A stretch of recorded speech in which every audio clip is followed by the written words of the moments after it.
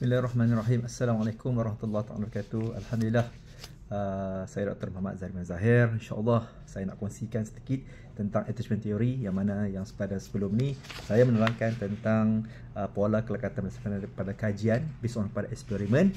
Dan kali ini saya nampak antara perlu yang kita perlu lihat adalah apakah peranan ibu bapa ataupun ahli keluarga dalam membina matlamat ataupun membina hubungan kekeluargaan yang cermelang lah. Okey, di sini aspek daripada attachment theory, yang mana pertama sekali adalah seven heaven lah, iaitu di mana tempat perlindungan aman ataupun sejahtera.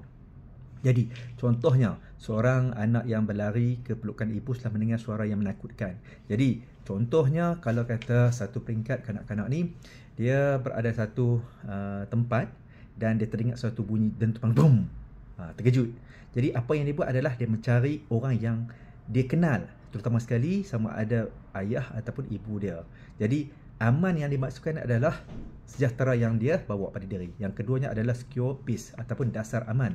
Apa maksudnya adalah, contoh, seorang anak yang bermain jauh dari ibunya tetap sesekala melihat ke arah ibunya untuk memastikan ibunya sentiasa bersama. Maksudnya, walaupun kanak-kanak ni dia berada satu tempat dan dia sedang bermain, tapi dia tengok, dia perhati, ada mak saya ada. Okey, dia main lagi. Dia tengok, dia perhati, mak saya ada. Okey, jadi dia rasa ia adalah dasar aman ataupun secure base. Yang ketiga adalah proximity maintenance, yang iaitu pemeliharaan kedekatan. Contohnya, seorang anak yang mengikut ibunya ke ruang lain agar tetap merasa dekat dengannya. Maksudnya dekat sini, bila mana anak ni dia memerhatikan ibu dia, mak aku ada sini, okey tak apa, dia tengah bermain, dia tengok mak dia tak ada. Jadi apa yang dia buat adalah dia mencari supaya hubungan antara anak dengan ibu atau penjara ni dia tak jauh. Dia akan cari sehinggalah dia jumpa dan dia rasa macam aman.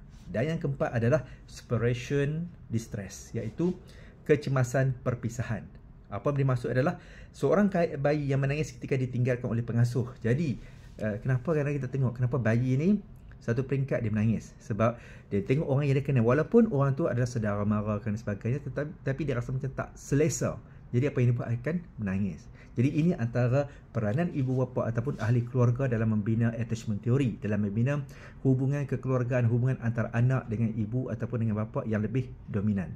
Jadi kat sini tuan-tuan puan, apa yang saya nak sentuh kat sini sebagai kaunselor ataupun ahli psikologi, banyak intipati yang saya pelajarilah, terutama sekali melibatkan klien yang berurusan dengan remaja ataupun kanak-kanak, yang mana pada dasarnya apa yang berlaku pada kanak-kanak, apa yang berlaku pada remaja hari ini adalah berkisar kepada tingkah laku yang dibawa oleh zaman kanak-kanak dia. Itu zaman yang mana dia mengharapkan orang yang terdekat, orang yang diharapkan itu berada sebagai satu aman, aman dari sudut kehidupan dia. Jadi peranan keluarga dalam membina kualiti anak-anak, dalam membina sesuatu jangkauan anak-anak ini, dia berkisar kepada bagaimana trend ataupun corak ibu bapa di antara 0 hingga 2 ataupun 3 tahun. Tapi especially dalam tempoh 2 tahun, kanak-kanak sedang belajar macam mana membina karakter dirinya akan berhadapan dengan masa hadapannya ketika dia remaja ataupun dah dewasa. Jadi kat sini tuan-tuan perempuan, sekali lagi saya menyeru pada tuan-tuan perempuan, terutama sekali ibu dan ayah yang baru mendapat anak ataupun masih lagi dalam tempoh 0 hingga 2 tahun, bagaimana kita nak mencorak kehidupan anak-anak ni pada waktu inilah yang terbaik. Dan bila kata dia dah peringkat usia 10 hingga 15-12 tahun, jadi kita agak sukar untuk, kita boleh mengajar, kita boleh mendidik, tetapi perubahan ni agak ketara lah dalam isu ataupun zaman dilema sekarang ni. Tetapi dalam tempoh 0 hingga 2 tahun, ini antara yang boleh kita bawa, kita boleh asuh, kita boleh didik kanak-kanak ni supaya lebih terjamin. Jadi Alhamdulillah, hari ini saya dapat kongsikan, walaupun hampir pukul 1.40 dalam tempoh rehat ni, Alhamdulillah saya ada masa untuk berkongsi sedikit dengan tuan-tuan perempuan tentang bagaimana peranan ibu ataupun ahli keluarga dalam membina atau membentuk kanak-kanak yang lebih cermelang. InsyaAllah, bertemu lagi kita pada siri yang akan datang. Stay tune.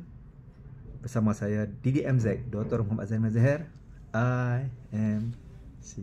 Alhamdulillah.